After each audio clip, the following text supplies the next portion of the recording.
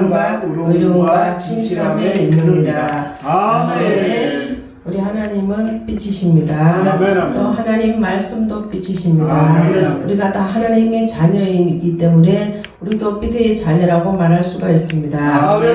그래서 우리가 하나님을 몰랐을 때는 우리가 주를 고백하지 못하고 하나님 아버지인 줄을 알지 못하고 주님의 자녀인 줄을 알지 못하고 정말 인간적으로 육신의 아버지만 아버지라고 이렇게 부르고 살아왔습니다. 아멘. 그렇지만 우리 하나님께서 우리를 죄를 위해서 대신 십자가 지시고 피 흘려 죽으시고 또 우리를 살려주시고 또 사흘 만에 부활한 것처럼 우리는 요새 이렇게 자꾸 부활을 부각하는데요. 국민일보도 부활 신앙하고 막 이렇게 드러나거든요. 근데 우리가 부활을 드러내서는 안 돼요. 왜냐? 내 자신이 드러내서는 안 돼. 우리 하나님이 자동으로 드러내야 돼. 우리 자신을 통하여서. 이게 다시 무슨 말이냐 하면요. 하도 부활 신앙만 하니까 사람들이 딴 신앙은 없는 줄 알아. 신문을 보고 어떤 분들이 전화와. 부활 신앙만 있는데요. 신고약에서 하나님 무슨 신앙을 가져야 됩니까? 부활 신앙만 가져야 됩니까? 이렇게 묻는 사람들이 있어요. 근데 이거는 성경 한 구절에서 드러나는 것 뿐이야. 예수님이 3일 만에 죽었다가 다시 살아나신 사건을 부활이라 하지 않습니까? 아멘. 그렇지만 우리가 이걸 하나님 성경 내면으로 쳐다볼 때는 죽었다가 살아난 거 부활이고 기적이지만 하나님께서 그런 부활을 원하지 않아요. 어떤 부활이냐? 내가 예수를 모르고 죽은 상태인데 하나님이 나를 살려주신 게 부활이라는 겁니다. 아멘. 이해되십니까? 아멘. 그리고 내가 예전에는 방탕하고 술 취하고 내가 원하는 거, 내 자신이 원하는 대로 내 원하는 방향대로 살아오지 않았습니까? 내가 술 마시고 싶으면 마음대로 먹고 욕하고 싶으면 마음대로 욕을 하고 흥청망청 내가 살아왔지만 그렇지만 우리가 예수님이 누구신가를 알고 주님이 누구신지 죽으신 걸 알고 또 왜 내 때문에 또 죽었다 다시 살아나시는 그 이유를 알게 되면 네? 하나님께서 나를 보실 때 내가 새로운 사람, 하나님의 자녀, 빛의 자녀로 변화되는 그런 사람으로 변화되는 것이 부활이라고 생각합니다. 아멘. 그래서 하나님께서는 예수님이 죽으신 부활을 부각시키는 것이 아니라 내가 죽은 내가 이 땅에 죽어야 마땅할 내가 이 세상에 하나님을 살려주신 것이 부활이라는 겁니다. 아멘. 다시 말하면 내가 이 세상에서 음행하고 방탕하고 술 마시고 마음대로 살아왔지만 우리 하나님이 나를 자녀라고 불러주시고 또 주님 말씀대로 사니까 빛의 자녀라고 하나님께서 불러주시고 인정해 주신다는 겁니다. 아멘. 인정해 주시기 때문에 나는 기쁘고 즐겁고 감사하는 마음으로 주님 앞에 진심과 전심을 다해 예배 드리면 주님께서 받아주신다는 그런 내용이라는 겁니다. 아멘. 그래서 하나님께서 하나님의 성품이 어떤 겁니까? 착함과 의로움 그런 걸 말하지 않았습니까? 아멘. 그래서 그렇기 때문에 우리도 예수님의 품성을 닮아서 착하고 의롭고 주님의 뜻 가운데서 살아야 된다는 겁니다. 아멘. 빛의 자녀가 달리 빛의 자녀가 아니에요. 주님의 말씀대로 내가 믿고 의지하고 따라가고 주님 은혜 속에서만 살고 있고 주님과 함께 동행한다면 그게 빛의 자녀라는 겁니다. 아멘. 빛의 자녀가 뭡니까? 부활보다 더하다는 겁니다. 부활보다. 빛의 자녀가 뭡니까? 죽음에서 살렸기 때문에 부활보다 더한 것이 빛의 자녀라는 겁니다. 주님께서 왜 우리가 부활을 드러내는 것은 내가 아직 안 죽었다는 겁니다. 예수님이 부활을 원하지 않아요. 부활을 원하는 게 아니라 죽은 내가 변력받지 못한 내가 구원받지 못할 내가 주님께서 우리에게 돈 갖고 왔나 내가 살려줬구만 자녀 삼아줬구만 했어요. 우리가 돈 냈습니까? 하나님 앞에. 또 우리가 하나님이 네가 공부를 많이 했으니까 똑똑하니까 하나님 자녀 되거라 이렇게 했습니까? 하나님은 아무것도 원치 않아요. 하나님이 잘 배웠든지 돈 많든지 착하든지 감방을 갔다 오든지 죄를 많이 짓든지 이런 거 상관을 안 한다는 겁니다. 오로지 하나님은 네가 정말 하나님의 빛의 자녀로 살아가는지 하나님 뜻 가운데서 살려고 노력하는지 주님의 그 음성을 듣고 주님의 그 품성을 닮아가는지 주님 뜻 가운데 서려고 노력하는지 주님을 위해서 최선을 노력하면서 하나님 말씀 안에서 하나님 말씀을 잃지 않고 주의 말씀을 잘 자꾸 우리가 읽고 또 찬양을 하고 주님 은혜 속에 살아가는 것을 주님이 기뻐하신다는 겁니다. 아멘, 아멘. 그래서 우리가 하나님 없이는 살 수 없는 이런 존재가 되었습니다. 아멘, 그래서 할렐루야. 우리가 하나님께서는 네가 처음에는 어둠에 거하였다.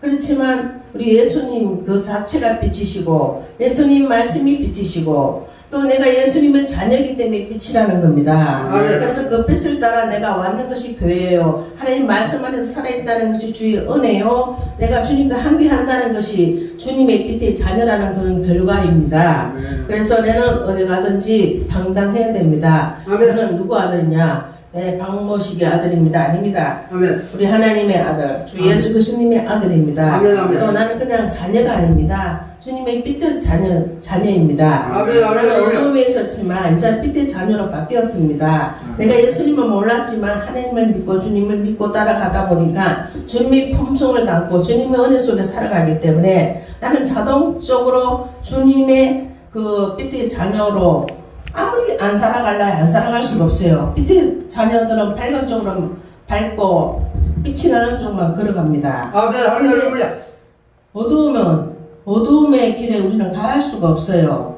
어두움은 빛을 따라오지를 못합니다. 어두움은 더러운 것이고 음행하는 것이요 또 무자비한 것이요 지옥으로 직행하는 것이 어둠이라는 겁니다. 아멘. 그래서 우리는 빛의 자녀는 어두움과는 상관이 없고 빛으로 가기 때문에 그 어두움을 지배하고 그 어둠에 눌린 자들을 우리가 전도해서 주님의 빛의 자녀로 만들기 위해서 교회에 와서 하나님 성경 말씀을 듣고 그 말씀과 그 은혜대로 하나님 예수님의 품성을 닮아가는 주님의 그 은혜로 살아갈 수 있는 것이 주님의 뜻 가운데 살 수 있는 주님의 자녀의 길로 주님의 빛의 자녀가 자동적으로 되어 있다는 겁니다. 아멘, 그래서 아멘, 우리가 할렐루야. 하나님을 기쁘시고 사람을 기쁘시게 하는 것이 아닙니다. 목사님을 기쁘게 하는 것이 아니고 오직 하나님을 기쁘게 하시고 오직 주님만 따라가고 오직 주님의 은혜에 내가 감사와 기쁨으로 나아갈 수 있는 그러한 새 삶을 살아가기를 원한다는 겁니다. 아멘. 그래서 하나님께서 왜 우리나라에 코로나가 왔습니까? 곰곰이 생각해 봐야 된다는 겁니다.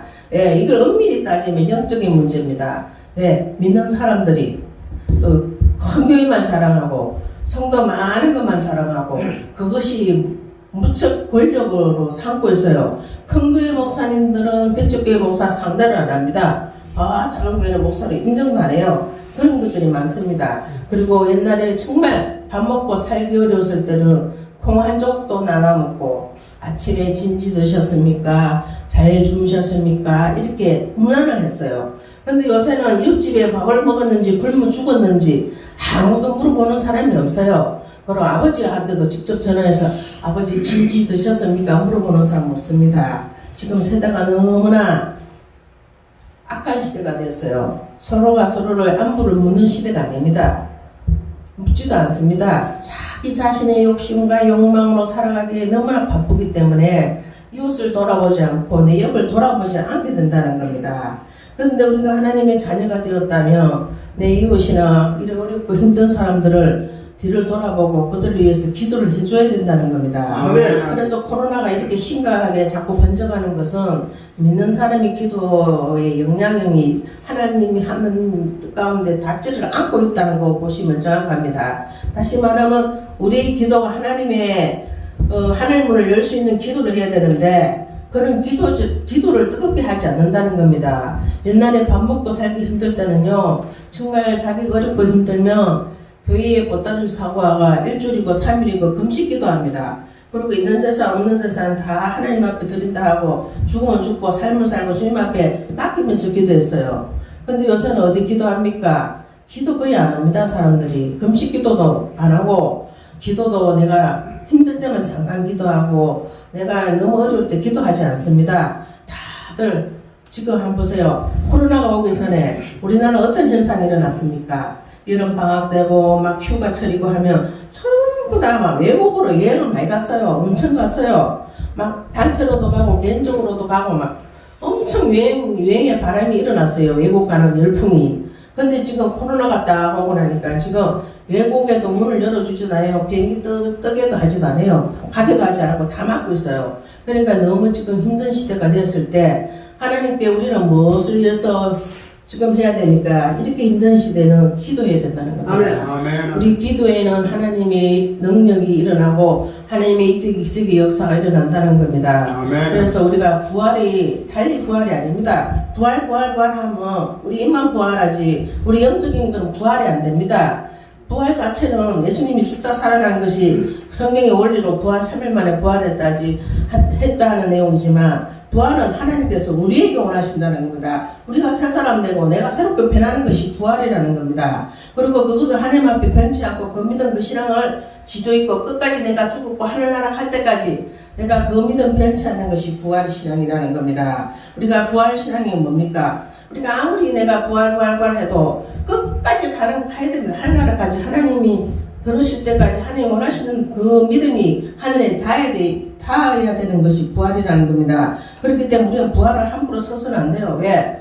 하나님 내 믿음 안에서 하나님 성령을 쫓아 행하는 자는 따로 부활할 필요가 없어요. 하나님이 성령을 쫓아가는 자는 하나님 말씀 속에 있는 거고 그 말씀에 거하는 자고 그 말씀을 이행하는 자고 그 말씀 하나님 앞에 능력 있는 말씀 안에서 내가 모든 걸 희생하는 자입니다. 그러니까 내가 말없이 꾸준히 그 말씀 안에서 그 말씀 뜻 가운데서 살려보고 부단히 노력하고 그 말씀 안에서 내가 은혜를 입고 그 은혜를 잃지 않고 주님의 말씀을 따라가면서 주님을 배신하지 않고 끝까지 하나님 말씀을 하늘나라 갈 때까지 하늘나라에 다 도달할 때까지 가는 것이 부활신앙이라는 겁니다. 그래서 우리가 달리 부활 그 신문에 국민의힘이 막 부활신앙 하고 막 떠드는데요.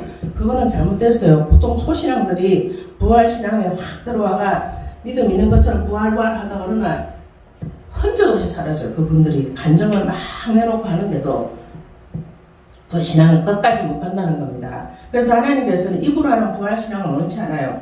내가 희생하고 내가 끝까지 주님을 보고 하나님과 나와는 1대1입니다. 제3자 목사님이 나를 부활로 해가 끝까지 믿음생활을 이끌어 주지만 내 그 믿음이 주님과 하나가 교통이 돼야 돼요. 항상 내가 교회나 집에서나 어디서나 길을 걸을 때나 사람을 만날 때도 주님과 내가 하나가 돼야 됩니다. 오직 주님의 은혜의 그 말씀 안에서만 내가 살면 부활은 그냥 따라오게 되어 있어요. 신앙 자체가 우리 믿음 생활에서 믿음을 떠나지 않고 주의 말씀 안에서 사는 것이 그 자체가 부활이라는 겁니다. 그래서 내가 부활을 따로따로 일일이 하지 말라는 이유가 자문하다가 부활하다가 내가 그 부활에서 떨어지게 되면 참으로 내가 힘들어진다는 겁니다. 다시 말하면 부활신앙이 함부로 부활신앙을 가져서도 안 되고 함부로 내가 내뱉어서도 안 되는 그 부활이라는 겁니다. 왜? 부활 자체는 예수님이 신격적인 그런 언어거든요. 그렇지만 내 자신과 하나님과 비교할 때는 사람이 임의적으로 부활이 될 수가 없다는 겁니다. 다시 말하면 하나님이 그 말씀의 영혼의 부활을 내가 내 임의대로 사용해서는 안 된다는 이 뜻이라는 겁니다.